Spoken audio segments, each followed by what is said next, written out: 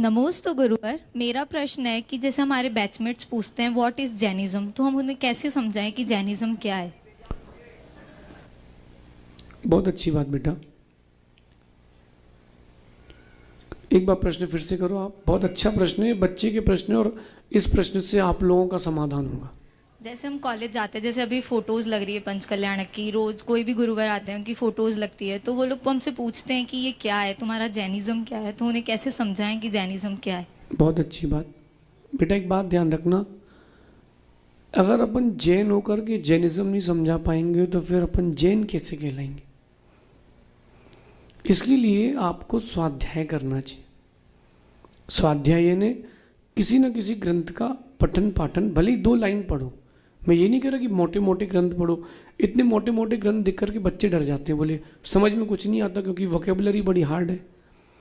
बेटा, जिनस्य अपत्यम जैना जिना यह वेत्ति सा जैना, जो जिनेन्द्र भगवान की संतान है यानी भगवान को मानता है, जो भगवान जिनेन्द्र भगवान को मानता है, जिनको मानता है वो जैन है। पहली डेफिनेशन, शिव को मानता है शैव, विष्णु को मानता है वैष्णव, बुद्ध को मानता है तो बौद्ध, ऐसे जिनेन्द्र भगवान को मानता है, जिनको मानता है तो वो जैन। ये एक परिभाषा, संस्कृत में उसको व्युत्पत्ति कहते हैं। अब इसके अंदर कैसे डिफाइन करें, उनको बोलना जो अहिंसा का पालन करते हैं वो जैन होते हैं। इन शॉर्ट एक शब्द में जैनिज्म मतलब अहिंसा। जितना ज़्यादा हो सके अपने लिए या अपने कारण से दूसरों को दुख ना पहुंचे, इसका नाम है जैनिज्म। जैनिज्म द्रव्य और भाव दोनों प्रकार की हिंसा से दूर रहता है, वो होता है जैनिज्म।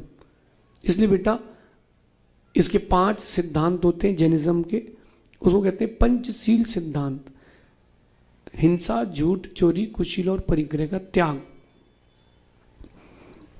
यहाँ पर है नहीं, अभी आप कल सुबह कक्ष से ले लीजिएगा, एक पुस्तक है पंचशील सिद्धांत, उसको पढ़िए। दूसरी बात, गुरुजी के ग्रंथ है सत्यार्थ बोध, उसमें जैनिज्म को बहुत सरल तरीके से समझाया गया है टॉपिक वाइज, कि अहिंसा जैनिज्म है, मैत्री जैनिज्म है, राग द्वेष से रहित भगवान को पूजना जैनिज्म है। कई लोग पूछते होंगे कि आपके महाराज न्यूड क्यों चलते हैं, नेकेड क्यों रहते हैं, दिगंबर क्यों रहते हैं, कई लोग बोलते हैं कि नंगे क्यों रहते हैं। अब उनको क्या समझाएंगे, उनको ये बोलना कि जितनी चीज़ों की ज़रूरत है उतना रखते हैं।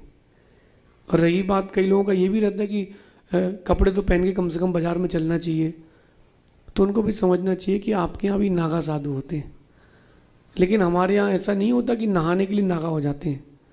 हमारे यहाँ बिना नहाए नागा रहते हैं। और कपड़े की ज़रूरत उनको है जिनके मन में विषय वासना हो। हमारे मन में कोई विषय वासना नहीं, इसलिए हम निर्ग्रंथ हैं। छोटा बच्चा बिना कपड़े के चलता है, किसी को शर्म नहीं आती। दिगंबर मुनि के अंदर बच्चे के समान निर्विकार रहता है भाव, इसलिए वो बिना कपड़े के चलते हैं। बाकी वो ग्रंथ ले जाना, आगे चलते हैं। अगली जिज्ञासा के लिए तैयार रहेंगे मयंक जी जैन।